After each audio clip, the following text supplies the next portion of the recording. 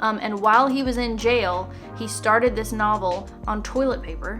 The whole concept of the competition is dumb because the king, if he knows that she's the best assassin, he would just hire her to be his assassin. Wow, wow, wow. I'm like in awe of how bad it is. The scenes are almost written as if like they were ghost written by like an erotica author who like didn't understand that this was supposed to be like a feel-good festive romance.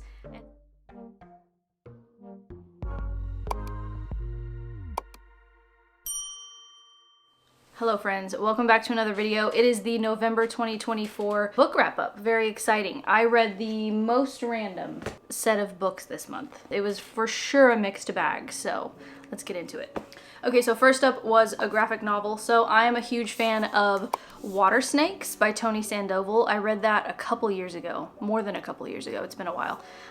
So good. Love his art style. I believe he's a French illustrator. And instead of a sequel, which I don't believe he's written, I just tried another one of his graphic novels instead. This is 1000 Storms, again translated from the French. We're following a totally different girl, totally different story, but I think it's supposed to be set in the same world. The art style is like very, very similar. I'm just obsessed with the way that it's drawn, the color palette.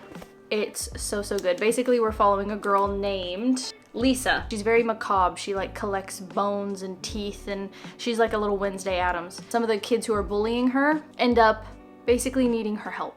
And so she enters this other realm through like a portal in a tree. Very cool, very supernatural. We have this sort of other dimension. We have a love story. I forgot that there was like a little romance in here. We have these like weird, evil little creatures. I think they were just called like little things. It was really good. There was a lot of action. I felt like, you know, the pacing was really good. He would slow it down and have like some more intimate moments with Lisa and one of the other kids. And then we'd be like in a stormy sea, in a little boat, thinking that we're gonna die the next minute. Definitely go into it not knowing anything about it, and I think that you will very much enjoy it. This feels very, maybe kind of like dark cottagecore. I've heard that that's sort of like a subgenre of cottagecore, or like dark fairy tale vibes. So I really loved and enjoyed this. And then quickly, I feel bad about this one. This is a DNF. Not because it's not good. This is probably one of the most like well-researched, in-depth, academic type books that I've read in a long time. It is Women Who Run with the Wolves, Myths and Stories of the Wild Woman Archetype by Clarissa Pinkola Estes, who has a PhD, I think in like, is it women's studies? Something like that. It's incredibly well researched. Basically, she does a deep dive into like some sort of different topic about womanhood, and she'll use different like folk tales. Like I think there's a Red Riding Hood one in here to kind of support her argument. Just randomly, I flipped it open to chapter 4, The Mate, Union with the Other. And it says, Hymn for the Wild Man, Monowe. So that's a story. I think is it a Native American story? Oh, African American story. And then this is like the structure of every single chapter. She gives you the story. There's like a little bit of an introduction. You read the story, and then she comments on it. So the following sections are just her completely deconstructing it all for you. So absolutely fascinating, but it's one of those books that I'm just kind of tired of looking at it on my shelf. It's making me feel like a failure. I started this in May 2023, and I would read a chapter like once a month. And there has been absolutely nothing in me wanting to pick this book up. Genuinely, the way that she gets her thoughts across so eloquently is like amazing. So, I mean, this for sure is like a 5-star read. I think I only made it halfway through, maybe not even. It's almost like so academic that it just kind of reminds me of being back in school and having to do like required reading. It does read very dry. This was a DNF despite it being a phenomenal book. In what order? It was such a crazy quick month. It went by so fast. I'm literally having to like look at it on the iPad to see what I read next. I attempted ACOTAR sometime last year, and didn't love it. I don't get the hype of it. It's not a series that I would continue. I think it's just because it's young adult, and I'm 30 years old, so I'm just way past. I have aged out of the demographic for ACOTAR, and I missed the boat. Not my cup of tea, so I thought maybe I would like Throne of Glass. And I did like this one slightly better. I feel like Selena has a little bit more agency, I guess. But it's still, you know, we're dealing with a love triangle. We're dealing with sort of fantasy as more of like the backdrop or like the set dressing. I think that's the reason why I won't continue this series either. I just wanted to know what the story was, basically. I literally just read it out of curiosity, knowing full well that I probably wasn't gonna like super duper enjoy it. I was making predictions. I literally have a whole reading vlog, so I won't dive deep into it in this video since I literally have a whole vlog on it. Maybe hot take, it kind of sounds like Sarah J Maas didn't even really have a fully fleshed out plan when she started the series, because I've heard so many different ways of reading the books. Like, if I'm not even sure and nobody can really even agree on like what order to read the books in, it's a little bit of a red flag for me, because that just like reeks of confusion. Like, I just feel like I would just be confused, or I would feel like, am I doing this right? Like, am I reading it in the right way? But yeah, there were quite a few things that were just a little bit odd to me. Like the competition element, that's like the whole plot, is like she's in this competition with like 23 other people, and they're all competing to be like the king's assassin, but she's literally known as like the best assassin in all the land. So the whole concept of the competition is dumb, because the king, if he knows that she's the best assassin, he would just hire her to be his assassin. I know the whole thing is like she'll win her freedom in the end, but like realistically, the king's not gonna offer you freedom. He's just gonna make you a slave. It works in other books. Like I read Serpent and the Wings of Night, it works for that. It works in obviously like the Hunger Games, you know, the competition is like literally the plot. I felt like it was just like something to keep everybody busy while we like developed the relationships and the world. So I think I gave it like 2.5, maybe 3 stars, something like that. So the newest Chuck Palahniuk came out a couple months ago. I don't remember now. I listened to that one on Spotify. This one was slightly better than his previous. Yeah, it's mixed emotions with him now, because he started out so strong. He's famous for Fight Club, and I was so obsessed with Fight Club, and I read all the graphic novels that were like the sequels to, you know, Fight Club 2 and Fight Club 3. Nothing else that he has written has hit. To be honest, for me as a reader, his like career has been on like a downward trajectory. I will say, like, his prose is so inimitable. It's just so unique. Like the way his brain works is like, I don't even know. The plot was a little bit convoluted, so I have notes, thank God. So she's attending this school. She's like high school age. Her name is Samantha. And she's attending this very prestigious university. They want to sort of turn them into cash cows and use their genius against them. So this school is very exclusive. They only want like the smartest kids. And there's this handbook that they're supposed to read called Your Practical Guide to Greener Pastures. And it sort of explains that they sell genius. The school sells the students' genius to the highest bidder. So to the elites, right? To the billionaires. And it also has this sort of undertone of like, maybe they're selling their souls too. Like there's sort of a dark kind of seedy undertone to it. Palahniuk writes in such a meandering way, it bothers me. Like I don't love that style of prose and that style of storytelling, because it's so difficult to keep track of. But he comments on like brainwashing, hypnosis as a means to control someone, just the concept of belief in general, like religious or otherwise, and then the rigorous testing that we subject American students to. So he's commenting on a lot of things in society by way of the story, and that's what most of his books are. Like there's a scene where his prose completely changes to like Shakespearean prose. He starts talking about Jay Gatsby and Anna Karenina as if they're there in the book, like they're there in the scene. It's like reader exercises in the Greener Pastures book, but it also feels like he's telling us, like Palahniuk is giving us reader exercises. It's very experimental. Like there's literally an author's note in the middle of the novel. I feel like his tangents kind of sometimes make up half the story. And it's just difficult to follow the thread. It's difficult to follow the plot, honestly. So I think I gave that one like 3 stars. It's, you know, I don't know. If you're like a diehard Palahniuk fan, which I'm kind of shifting away from identifying myself as. It might be worth a listen. It's not a really long audiobook. At this point, I'm kind of just, I read him out of curiosity. I read him, you know, just so that I can keep up with his oeuvre. But yeah, didn't particularly like that one. Then we had my favorite of the month. So if you take nothing else away from this freaking video, then go read this. This is The World Cannot Give by Tara Isabella Burton. It's so good. If you like dark academia, and I want to make like a whole video about it once I've read a few more books in that genre. If you are like me and you love this genre, then this is one I don't think I've seen a single booktuber talk about this.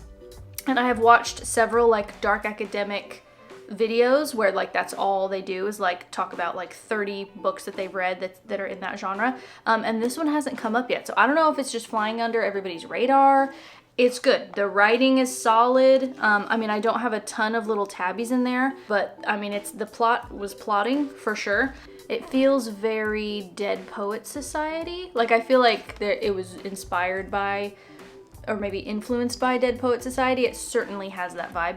It says it's a novel about a prestigious boarding school's cultic chapel choir and the obsessively ambitious, terrifyingly charismatic girl who rules over its members. So the academy is called St. Dunstan's Academy in Maine, and our main girl is Laura. She is there solely because her favorite novel is set in this school. The author went there. She's almost trying to like vicariously live through him or live a life similar to his. She's just trying to live out her literary girl dreams. While she's there, she cannot help but notice I think there's five very handsome dudes who all crowd around this one girl. She's very pale, she's tall and skinny, she's got long dark hair, very stoic, never smiles type of creature, and she's the choir leader, and her name is Virginia Strauss. She's like obsessive compulsive a little bit. She's an overachiever. Everything has to be perfect.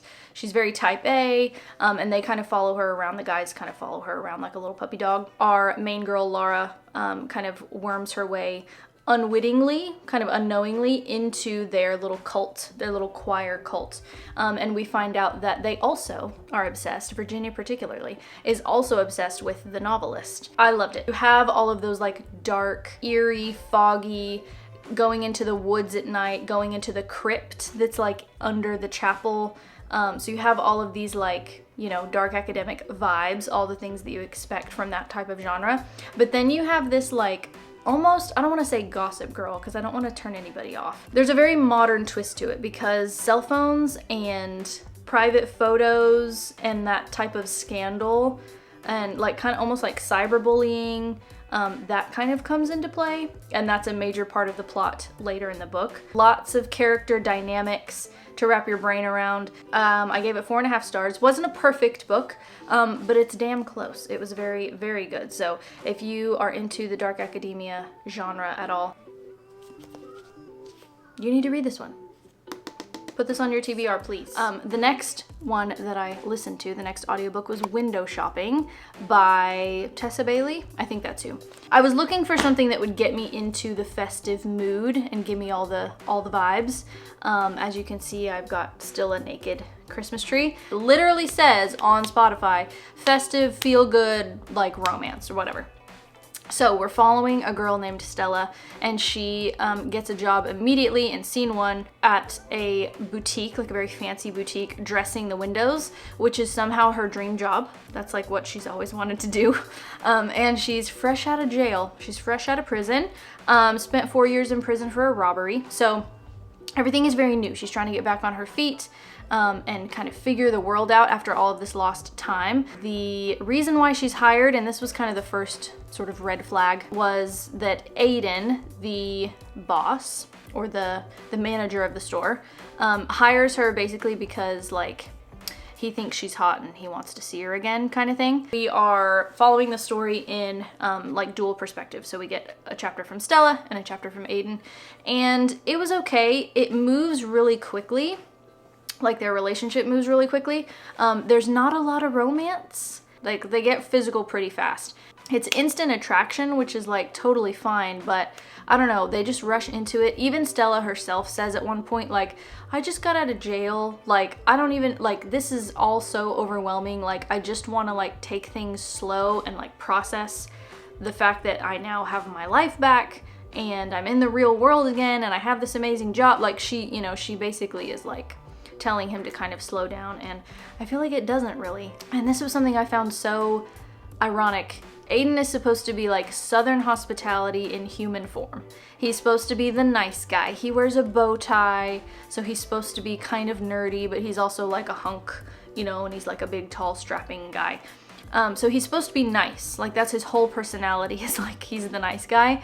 But then he's very possessive, and like there's literally a scene where they're on like a rooftop bar. I think it's like a Christmas party or something for the boutique, and he just sees her talking to another man and like, you know, struts over and makes an excuse for the guy to leave. Basically is just like very jealous and possessive, and so that was kind of another red flag. So it was a opposites attract, feel good, festive, or that's what it was supposed to be kind of book, but I didn't really feel much romance. There's not really much particularly festive about it, other than her descriptions of the things that she's putting in the shop window. Literally the sex scenes are almost written as if like they were ghost written by like an erotica author who like didn't understand that this was supposed to be like a feel good, festive romance. And so it's very jarring, like, to read their like cute little banter and then have this like really intense sex scene. So that was just weird. Like, it wasn't lining up. That was kind of a disappointment. I think I gave that one like 2.5 stars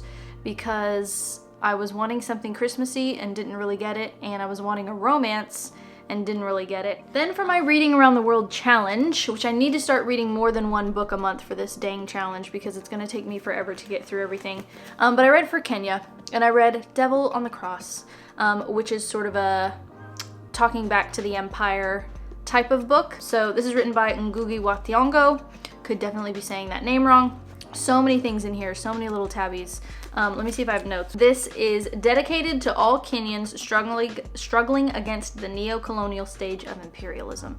So that is what it's about. He was in jail at the time that he wrote this, and while he was in jail, he started this novel on toilet paper. That was the only writing material that he had. I don't know what he wrote with, but he wrote it on toilet paper. That is how this novel came into being.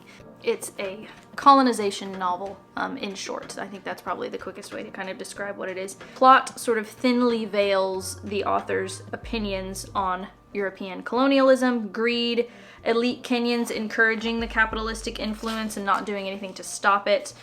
So the story follows quite a few characters, but our main character's name is Waringa.